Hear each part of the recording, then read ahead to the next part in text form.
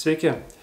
Prieš kurį laiką teko dalyvauti darbe vieno kolegos pristatyme apie išmaniuosius skaitiklius ir jisai pasakojo, kaip galima iš išmaniųjų skaitiklių gauti duomenis. Ir vienas iš būdų tai buvo API, bet šitas būdas yra kiek komplikuotas, nes norint prisijungti prie API reikia turėti statinį IP adresą. Ir duomenys yra vėluojantys. Jeigu gerai prisimenu, tai visada galima gauti duomenys tik už praeitą dieną. Tai yra berods negalima gauti duomenų realiu laiku. Kitas būdas tai yra taip vadinamas P1 portas. Šį portą turi visi išmanieji skaitikliai ir prie jo galima prijungti P1 meterį. Tokių miterių galima nusipirkti internete. Pigiausią variantą, kurį aš nusipirkau, tai jo kainos atsiuntimų yra maždaug apie 35, gal 36 eurus.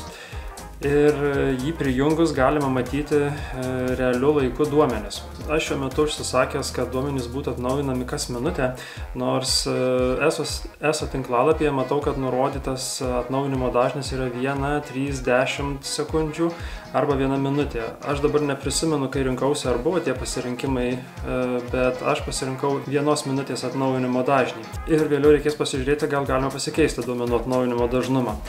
Žodžiu, norint pradėti naudoti šią paslaugą, tai kaip ir minėjau, reikia įsigyti tokį nedidelį aparačiuką.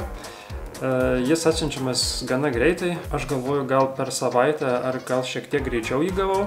Ir ESO savitarnos svetainėje reikia užsisakyti šią paslaugą. Ši paslauga šiuo metu yra testavimo stadijoje ir ji kol kas nieko nekainuoja, kai bus vėliau nežinau, bet šiuo metu yra nemokama. Ir ji aktyvuojama taip pat labai greitai. Aš užsakiau ją vakare, o naktį jau gavau laišką, kad jinai yra aktyvuota. Tai kitą dieną prijungiau P1 meterį prie skaitiklio ir duomenis praktiškai iš karto jau pradėjau gauti. Jeigu kiltų klausimų, kam reikalinga ši paslauga, tai yra kam reikia matyti duomenis apie sunaudojamą elektros energiją realiu laiku, tai man tiesiog įdomu. Aš kaip duomenų analitikas, tai duomenis labai mėgstu juos kaupti, analizuoti, ir sakau, man tiesiog yra smalsu ir įdomu išbandyti tokius dalykus.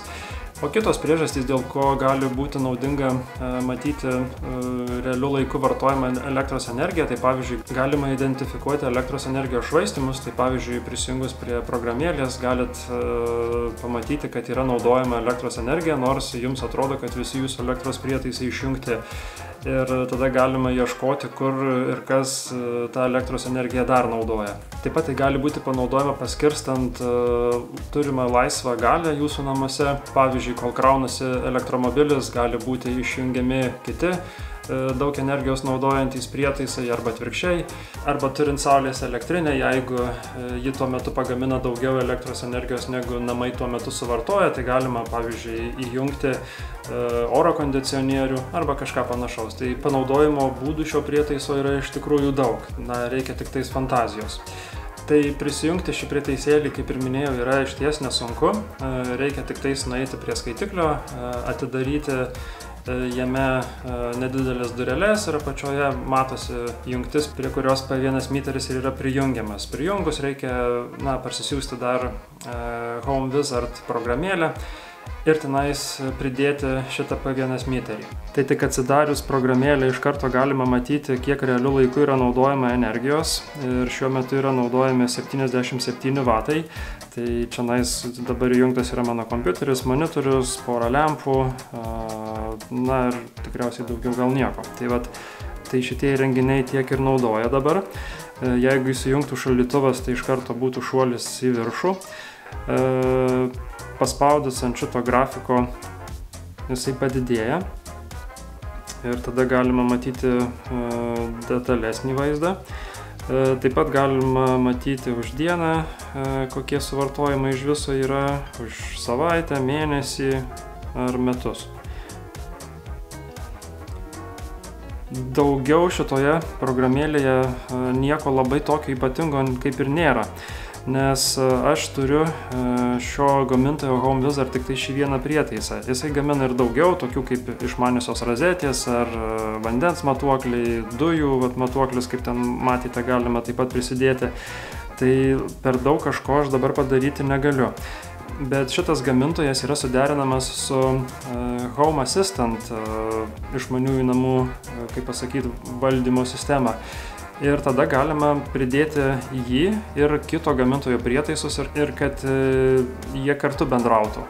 Tai šiuo metu aš neturiu Home Assistant, bet ateityje tikrai pasidarysiu.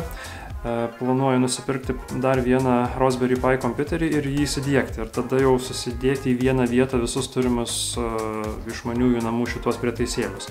Tai vat, o dabar tai šitoj programėlėj, ką dar galima padaryti, tai reikėtų atėjus į Meters, paspaudus ant šito meterio, apačioje pasirinkti Local IP.